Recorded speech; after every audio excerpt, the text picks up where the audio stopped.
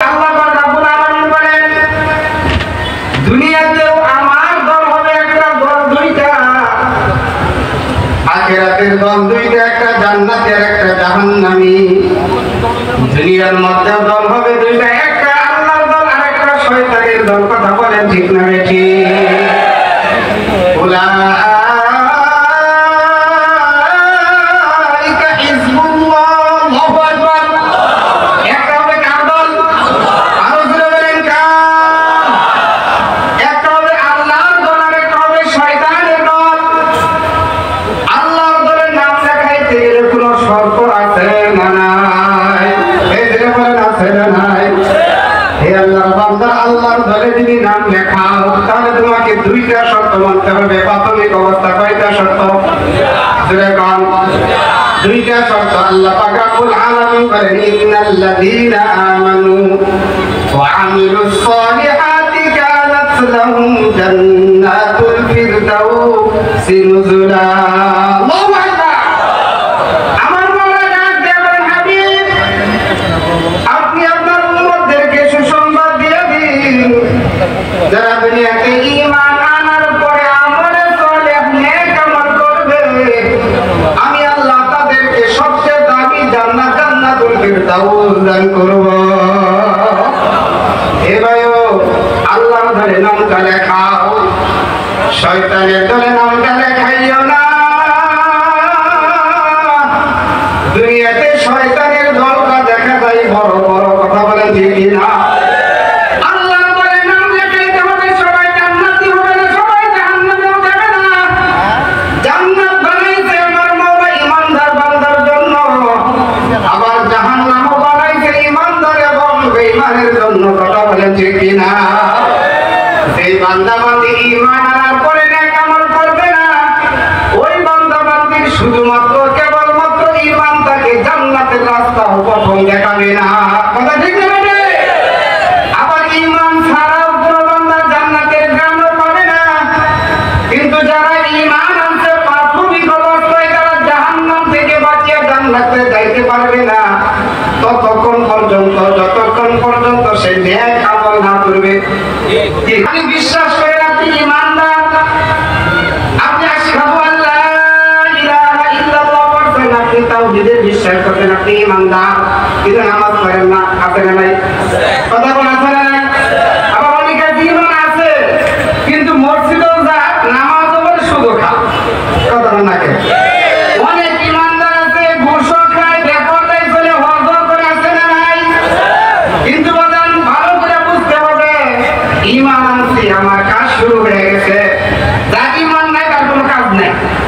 ঈমান নেক আমল। আমি ভক্ত, আমার ভিতরে পাওয়া না গেলে ভক্তা হতে পারি, আলেম হতে পারি, পীরের মুরিদ হতে পারি, আমি জাহান্নামী। কথা বললে ঠিক না বেঠে? ঈমান যদি একটা রিক্সা চালক, একটা ভ্যান চালকের ভিতরেও পাওয়া যায়, আপনার বাড়ির গোলাম, আপনার বাড়ির রাখালের মধ্যেও যদি ঈমান নেক আমল পাওয়া যায়, সে জান্নাতি। কি কথা বল? কথা কয়? তাহলে আল্লাহ পাক রব্বুল আলামিনের কাছে কে আলেম, কে দরবেশ, কে পীর দেখা যাবে না। আমার মাওলা দেখবে তোমার ভিতরে ঈমান ও নেক আমল আছে কিনা।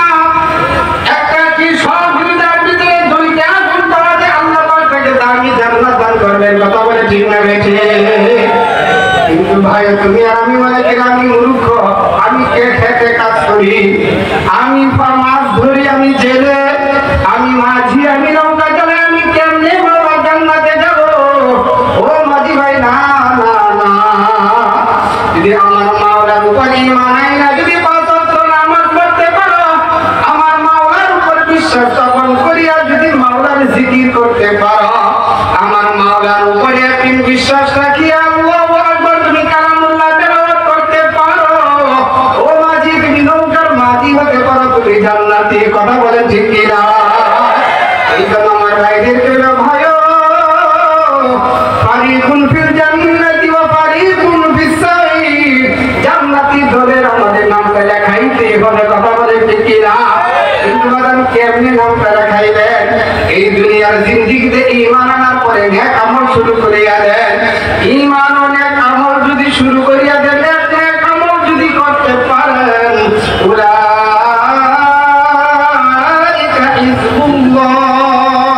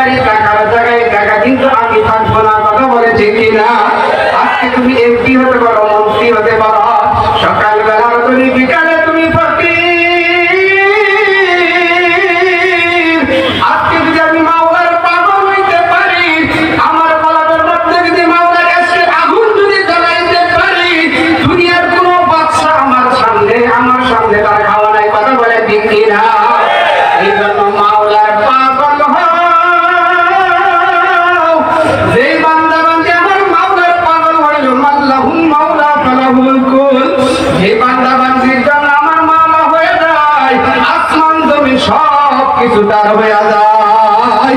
কথা বলে ঠিক কিনা? আমার মাওলার পাগল হও, আমার মাওলার গোলাম হও, আমার মাওলার আজকের আগুন কলবের মধ্যে জ্বালাও। আমার মাওলার মুহাব্বতের আগুন কেমনি তোমার আমার কলবের মধ্যে আসবে? ওবাদান হাকিমুল উম্মাহ শাহ আশরাফ আলী ফারুকী সাহেব রাহমাতুল্লাহি আলাইহি, যিনি পাক ভারত মহাদেশে প্রখ্যাত বুজুর্গ এবং আলেমে দ্বীন ছিলেন। ফারুকী সাহেব রাহমাতুল্লাহি আলাইহি তার সালেকিনদেরকে ডাক দেন, সালেকরা তোমরা যদি মাওলার আশিক হতে চাও, মাওলার দিদার পেতে চাও, মাওলাকে পাইতে চাও, তাহলে তিনটা গুণে গুণান্বিত হয়ে যাও। কয়টা গুণ ধরে বলেন? ধরে বলেন কয়টা গুণ? তিনটা গুণে গুণান্বিত হইতে হবে। এই তিনটা গুণ যদি আপনার ভিতরে পাওয়া যায়, আপনি মাওলার পরিচয় পাইয়া কবরে যাইবেন। বলেন না সুবহানাল্লাহ। তিনটা গুণের এক নম্বর গুণ হলো ইত্তিবাউন যিকরুল্লাহ। যেরকম সুবহানাল্লাহ। এই আল্লাহর বান্দার ইত্তিবাউন যিকরুল্লাহ, গুরুত্ব সহকারে কার জিকির করতে হবে? জোরে বলেন কার?